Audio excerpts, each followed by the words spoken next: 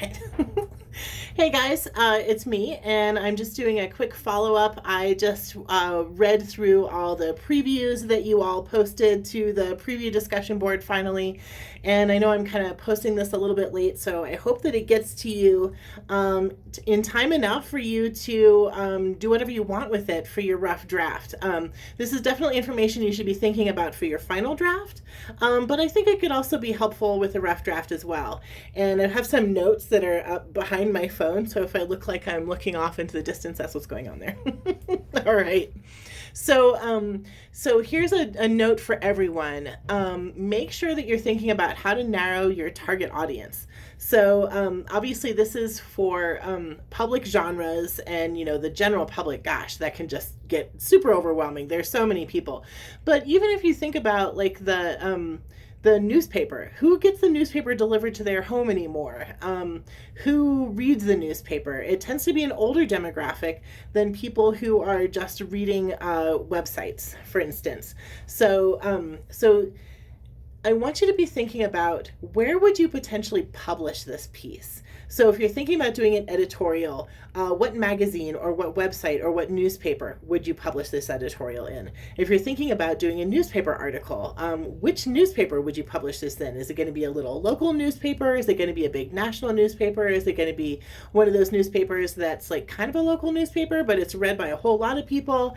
And so be thinking strategically about who do you want to target with your message. And I think the easiest way to do that, especially when it comes to public genres, is like, where is this going to go, right? Is it going to go to this particular website? Is it going to go to that particular magazine? And that should guide your choices when it comes to how to deal with your target audience and how much information they already have. Like a trade publication, there's all kinds of ones out there. Like if you're thinking about like, I really want to talk to engineers, you wouldn't put that necessarily in like the Denver Post, but if you put it in some kind of a trade publication that gets sent out to all these different engineering firms, that might be a great way to get in touch with them, right? So that's food for thought there. Narrow your audience. Think about where you would actually publish this, and that gives you some really good fodder for your artist statement as well. All right. Also, I recommend for everybody, do a Google search for like feature news article. I put that on a couple of preview comments. Like, it sounds like you might be interested in writing something that looks like kind of a feature news article. And I'll talk about the differences between like a feature news versus regular news article versus editorial here in a moment. But definitely look for examples. So is it like, if you want to do a presentation or you want to do a speech, or if you want to do an ad, or if you want to do a billboard or whatever, just look at some of those examples and think about, do quickie little genre analysis. How are they doing what they do? What would a person expect? If I say I'm making a newspaper article, what are the things that they would expect to see in a newspaper article? All right. If you are doing a photo essay, I recommend taking your own photos. And if this doesn't seem feasible, if you're like, oh, well, I was assuming that I would just take photos from all over the world that have been taken and whatever, that's fine. You can find photos. Just don't do a Google search, download whatever, and then stick it in a document and feel like you've done what you needed to do, because you haven't yet. At the very least, you need to give credit where credit is due. So tell us, where was that photo published? Who took the photo? And what was your source, right? You have to explain where you got this stuff from. And then too, I recommend doing like captions or something that gives us some information about each image and why it's there, and be really thoughtful about which image comes first and next and so on in sequence. And I think you should have at least 5 images for a photo essay. Don't do more than 10, between 5 and 10. And like I said, I strongly recommend taking your own photos, and you don't have to be a good photographer. I mean, use your camera phone. That's fine. There's all kinds of filters on there if you want to make it artsy. Like, don't worry about it. Okay. For presentations, you might consider recording your presentation the way that I do for my video little mini lectures that I do for you guys online. you could use the program that I use. It's available to you through D2L. It's called Yuja, Yuja, and if you go on, log on to our D2L, and across the top you'll see more tools, and then click on more tools, and then click on Yuja after that. You'll have to download a very small program that just helps you work if you're using a laptop that has a camera. There's also a Yuja Mobile, which is what I'm using right now. I'm using my phone to just capture a video.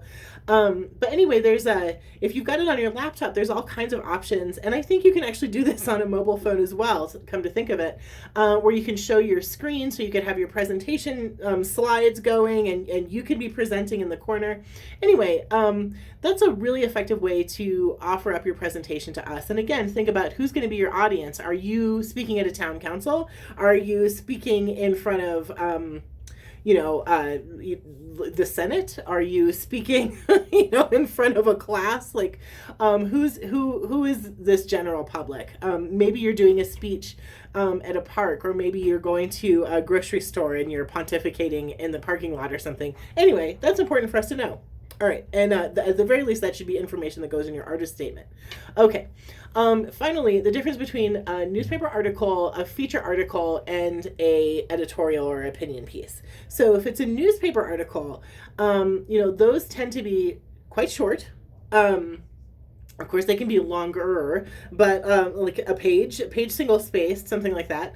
And it's the 5 W's: who, what, when, where, why, and an H, how. And it's just the facts. You're not advocating for a position. There's no call to action, nothing like that. If you do a feature article, you're providing a lot more context and a lot more background. A newspaper article tends to be about events that are happening right now or just happened, right? Think about a report about, there was a riot that broke out at a McDonald's, or there was a terrible car crash, or there was a vote that passed in the Senate, right? So those are events that have just recently happened, and with a little bit of background, right? So you guys have done a ton of research. You can provide context and background for whatever it is that you're writing about. So some background. A feature article has a lot more background, a lot more context. Often integrates images. And you can do like feature articles on a person, do a profile of a person or of a space, and they tend to be a little bit longer, like maybe 3 or 4 pages, single spaced. And then if you want, but again, still not like really advocating for a particular position or having a call to action. The ones that do are editorials and opinion pieces, and those can be longer or shorter. They're written from a first person point of view. That's not bad. That's not a bad thing. You're being honest about, like, this is my opinion and I'm sharing that with you. And you're also supporting what you say. You're creating an argument and supporting what you say with facts and information that you've gathered doing research. And then they usually end with a call to action. And they usually advocate for a particular position. So they're trying to convince people to vote for this particular law or do recycling or whatever. Like, they want you to do something after reading this. It's not just about being informed, and it's not just about thinking or caring about something. It's about taking an action as well. All right, so I left a lot of these notes on some of your pieces, and it was all about, like, are you really writing a newspaper article, or are you really writing an editorial? So that's the difference. It's the call to action. Or if you're doing a presentation, consider actually doing that presentation the way that I do, right here on video. Or if you are, trying to figure out, like, who is my target audience? Think about, where is this published? Where is this happening? What is the location? Where is the presentation going in? Where is the editorial being published? Where is this newspaper? So that's going to narrow down your target audience, and you should be very clear about that in your artist statement. All right. You're doing fabulously. We are so close to the finish line. And I will talk to you guys soon. I'm posting this on Tuesday, and then on Wednesday evening is when your rough drafts are due for the public genres, along with your artist statement rough drafts. And then I will assign peer review partners on Thursday. And then next week you'll just be working on your final draft of the public genre. And then after that, I'm just going to have you guys do a couple of minor things. I'm going to have you guys do a final little video that you're going to post. I don't know. It'll be great. It'll be wonderful. Okay, get in touch with any questions. Have fun. Bye.